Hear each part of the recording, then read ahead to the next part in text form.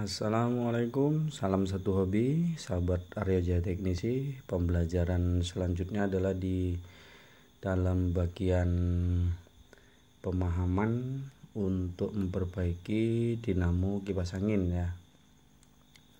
Nah, dinamo kipas angin ini ketika sudah kita buka, ini awalnya memang sudah rusak ya, tidak bisa berputar lagi.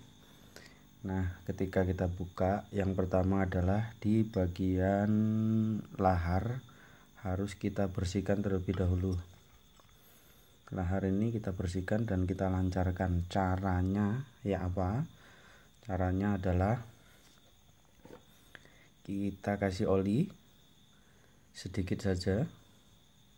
Kita kasih oli, lalu harus dikasih lagi dengan minyak lampu. Jadi kira-kira 3 tetes oli, 3 tetes minyak lampu. Kenapa seperti itu? Untuk lahar sahabat semua, tidak boleh hanya oli saja yang dituangkan di lahar ini. Kenapa? Kalau oli saja tanpa minyak lampu, kinerja untuk dinamo kipas atau dinamo apa saja itu lama kelamaan ya, ketika durasi lama 1 jam 2 jam ia akan menuai panas atau hangat ya, enggak terlalu panas tapi hangatnya itu akan membuat si oli tadi menjadi kaku beku pada saat di off kan kipas angin ini, dinamo ini. Jadi nanti dia bisa memuai keras dan menyisakan kerak-kerak. Nah, ini hitam-hitam ini seperti ini contohnya, ini sudah pernah dikasih oli sama orangnya, karena ketika diputar bagian asnya terasa agak kesat, dikasih oli. Itu bukan tidak boleh ya, jadi alasannya apa? Nah, seperti itu. Selanjutnya, untuk kenapa harus dikasih minyak lampu? Minyak lampunya akan seperti solar jadinya ya. Minyak lampu dicampur dengan oli menjadi seperti solar encernya. Nah, itu akan bisa tahan lama dan menghilangkan karat. Seperti itu untuk lahar ya. Lalu asnya bersihkan muka belakang supaya lebih lancar untuk putarannya. Nah, berikutnya di bagian gulungan kabel. Di bagian gulungan kabel, cara memeriksanya adalah yang pertama kapasitor. Kapasitor ini kita perhatikan di bagian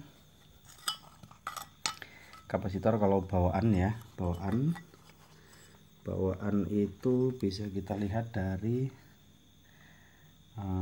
ini nih. Kadang-kadang ada yang bertuliskan seperti ini ya. Nah, di bagian mangkoknya nih. Nah, ketika ada tulisan di sini itu 1,6 volt. 1,6 mikrofarad. Jadi ketika di tulisan ini kapasitor ini 1,6 juga, tapi kita sanksi karena sudah lama, kita harus periksa kapasitornya. Cara memeriksanya ini di multitester digital ya,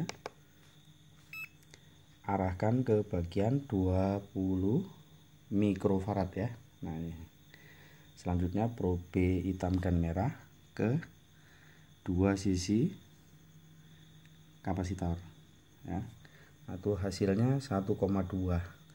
jadi kapasitor ini sudah lemah, harus diganti ya. Selanjutnya di bagian kawat gulungan dan kabel yang keluar. Nah, ini kita menggunakan untuk di bagian multitester analog yang tidak digital ya. Ini diarahkan ke kali 1.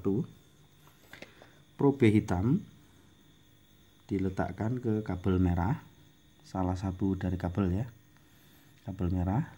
Kita periksa satu persatu. Kabel abu-abu ya, jarumnya naik, kabel kuning jarumnya naik, kabel merah jarumnya naik, kabel biru tidak naik ya. Jadi artinya kabel biru ini putus jalur. Kita urutkan kabel biru arahnya kemari ke sekring atau termofuse. Nah, ini termofuse. Kita tes lagi, tidak naik.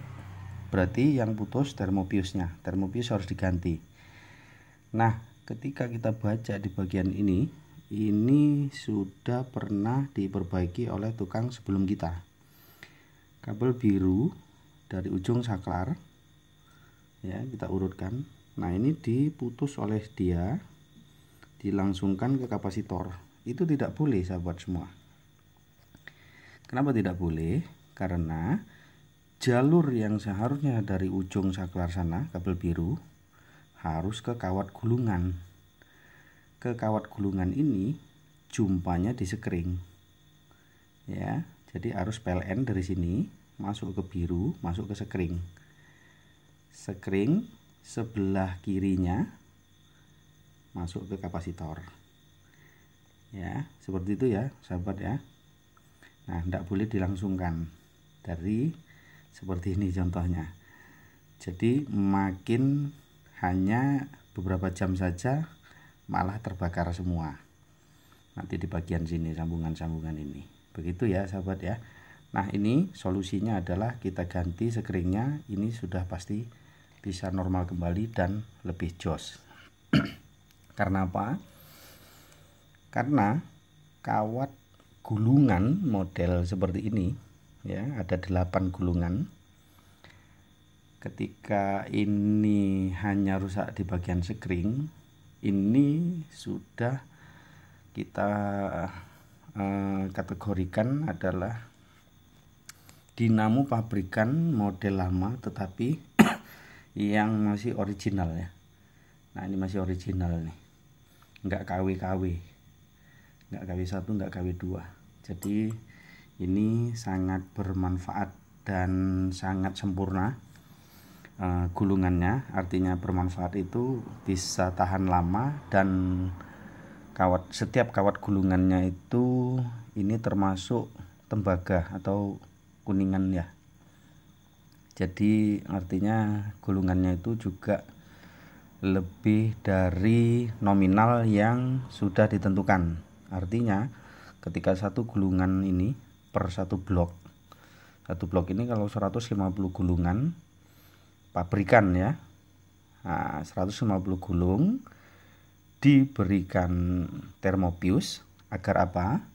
Ketika kapan saatnya digunakan kipas angin ini lebih lama dan menuai panas, suhu panas yang sudah mencapai misalnya 60